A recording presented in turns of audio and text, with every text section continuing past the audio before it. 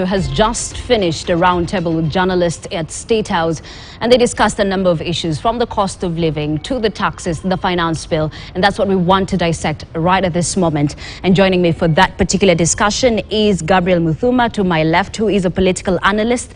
Next to him is Kevin Osido, who's the Executive Director, County Governance Watch. And of course, we have Professor Fred Ogola, who's a governance expert and equally a Director of Trailblazer Business Strategies. Welcome, gentlemen. Thank you. So perhaps I'll start with you. What are your thoughts? You knew it. Very quickly, because we are actually trying to dissect the entire conversation that the president has. First of all, we start from what Leonardo da Vinci tells us, that sometimes simplicity is actually the ultimate sophistication. And I think what the president did was just to look at some of the things that have been making headlines and wanted to talk to his people, and that's exactly what he's done this evening. All right. Osido, what did you read from that? The president is struggling. And I think some of the areas within which I think he's struggling is communication, because he's really trying to let Kenyans understand work which in my view should be done by either his communications team or the people who sit at the apex of those ministries and departments and agencies, particularly the ministries. And so he's trying to look for responses and making it simple for the common citizen who apparently might not be very closely interested in the conversation, but is waiting for the end result in terms of how do I get money into my pockets and how do I get food on the table. And so maybe the other thing I think is the fact that he has grasp of issues. I like how he's able to even give examples of women in Kibra who are doing this and that.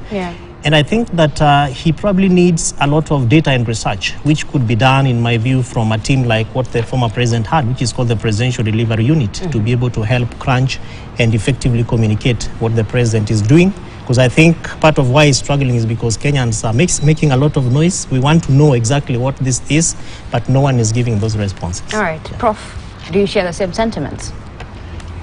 Well, I mean, he has a perspective, and I think that if I would just state exactly what I get from what the president said, that first of all, let us thank him, because he's the first president who ran looking for this position on economic narrative. And then he's also the first president sitting in State House explaining to Kenyans directly about his economic blueprint. Whether they understand it, whether it makes sense, whether it will work or not, he has done that. In fact, look at sitting there. Tell me, Kibaki could have never engaged you like that. Moi would have never even spent a minute explaining to you what he's trying to do in State House. And I think Uhuru Kenyatta would have spent not much time on Sunday evening sitting there to explain to you. So give credit to that. But nevertheless, the question remains that the president is more talking about the input, or what I call lagging variables, what he's trying to do, but Kenyans are waiting what's called leading variables, which means what's the output. When I go to school, can I pay school fees?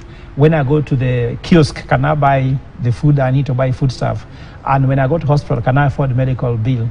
Those are the main things that Kenyans want to know. But whether he managed to do that or not, I think that many Kenyans can understand for themselves, because I'm not Kenyans, I'm a Kenyan. All right. And of course, you've talked about the issues that Kenyans want to talk about, which is cost of living, taxes, and all that. And that's something that we so dominate that particular conversation.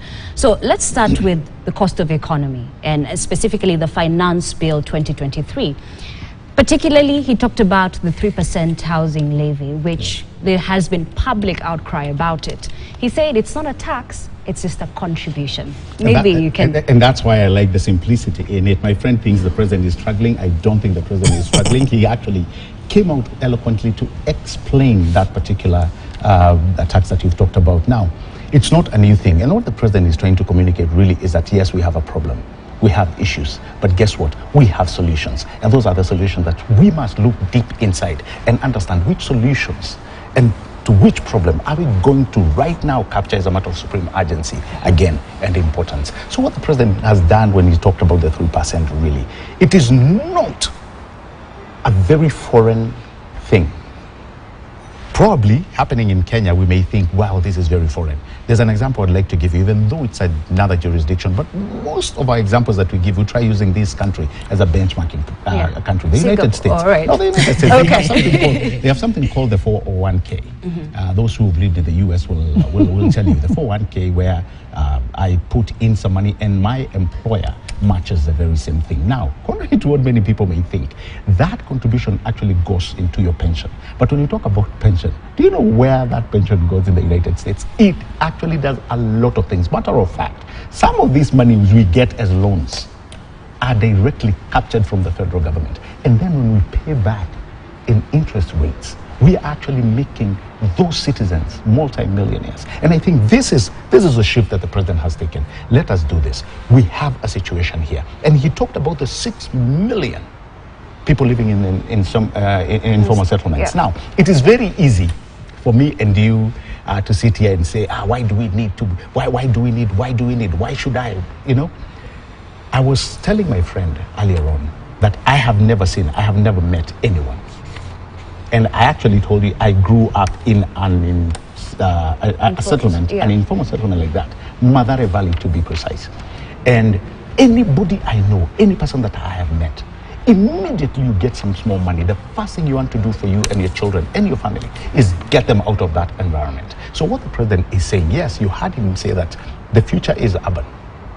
So we have to ask as a country, as a people, do we want to go into this urbanization, which is being called the future, in slums?